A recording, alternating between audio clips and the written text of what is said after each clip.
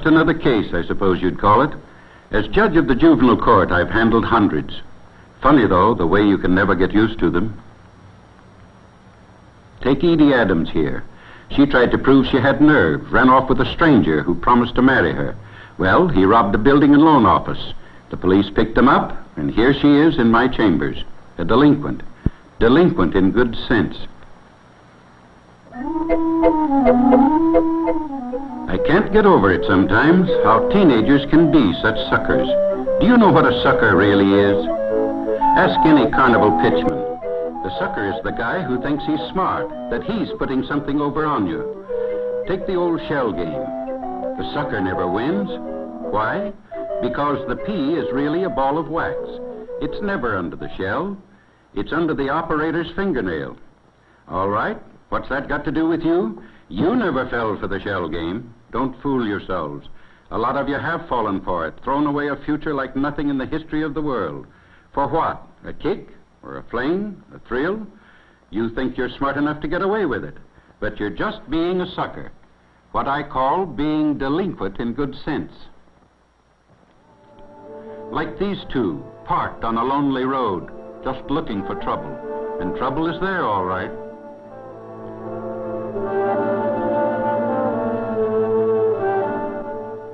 If you look hard enough, you can always find it, especially if you're the sharp one.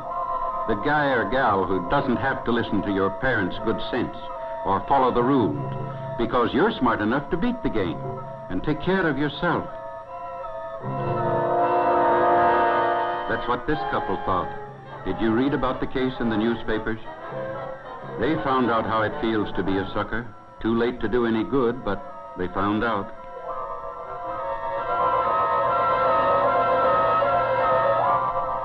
What they didn't know was that men like this make a practice of lurking in lonely lovers' lanes to prey on young people who don't know any better than to be there. Sometimes the victims are lucky. They lose only money or their jewelry, but not this time.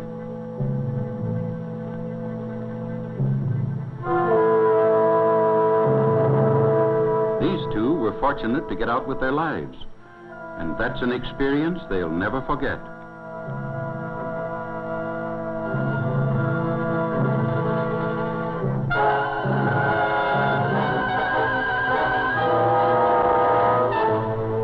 Just one case, and there are hundreds more in my files.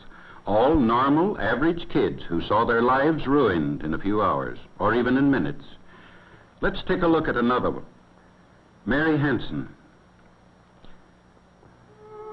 There's nothing wrong with babysitting in itself. It gives parents freedom, it gives you a chance to make some money, and learn how to handle small children. That's true so long as you and your parents know the people. But Mary put an ad in a newspaper for sitting jobs.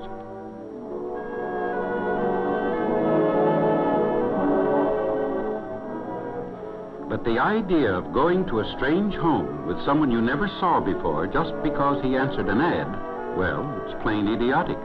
You wouldn't go away with a stranger for any other reason, and just because it's under the guise of babysitting doesn't make it all right.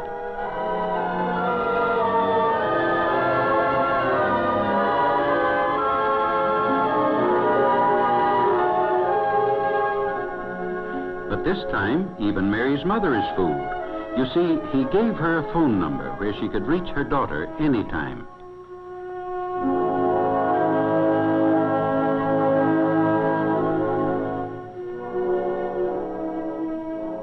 An hour and a half past time, and Mary isn't home yet. About time to call that number he left you, isn't it, Mrs. Hansen? You think it's silly to worry, don't you? After all, what could happen to Mary on a babysitting job?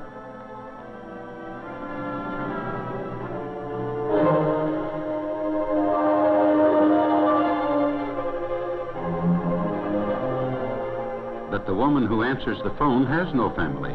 She never even heard of the man, or of Mary Hansen. No, she has no idea where the man got this number.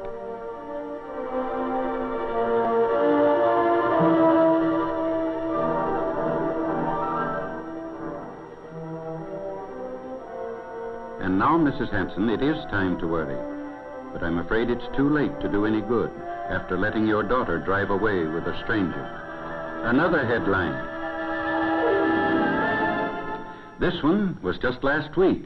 It's in my files. You can read about it. Now, let's take another example. Ethel Ryan's case, one of the nicest girls in her school. Like a lot of juniors and seniors, Ethel's friend Lynn thought they were too sophisticated for boys of their own age. They wanted somebody more glamorous. And the two in the convertible were just what they had in mind. To me, it would seem that the fact they'd never seen either of them before should make a difference. Well, it does to Lynn, but Ethel talks her into it. It's daytime, Ethel says, and aren't they grown up and smart enough to handle any situation?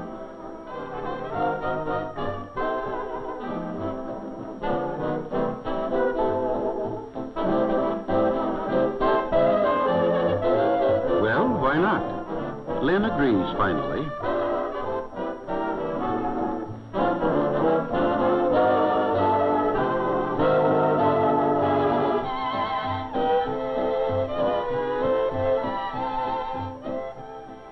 Both of them got home safely.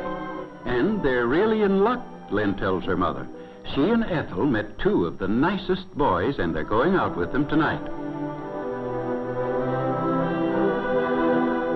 Who are they, and where did they meet them, Mrs. Coe asks. Well, Lynn explains, they don't know their names yet. She and Ethel missed their bus, and... You mean they picked you up, and you don't even know them?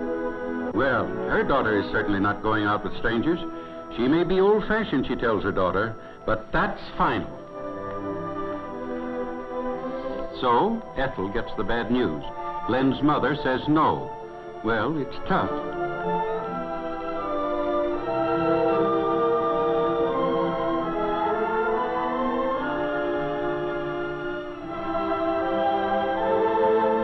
But Ethel certainly isn't going to give up a good time, even if she has to go alone. Lynn wishes she had a mother like Ethel's, one who never forbids her daughter anything. See you later, Ethel says. Maybe. Well, I wish that were all there was to it. One girl out on a date, the other disgusted at staying home. But life is not quite that simple. When one breaks the rules, we pay for it.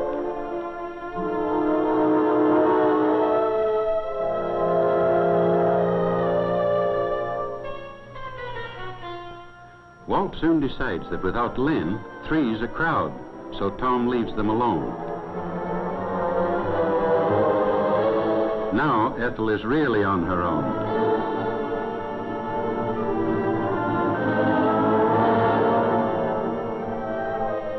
I suppose just about here the horse laughs are starting in the audience. All right, go ahead and laugh.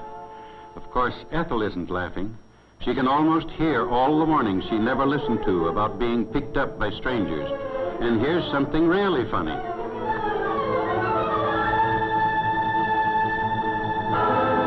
Go ahead, have a good laugh. Like Mr. and Mrs. Ryan and Ethel herself. And I can tell you about hundreds of cases. I hope you're beginning to get the idea. Mr. and Mrs. Adams are, and Edie, too. She's going to a detention home for 3 months.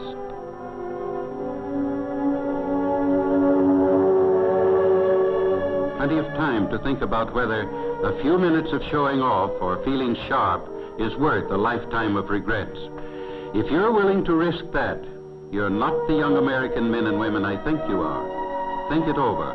Why not get really wise, really hip? Don't be a sucker.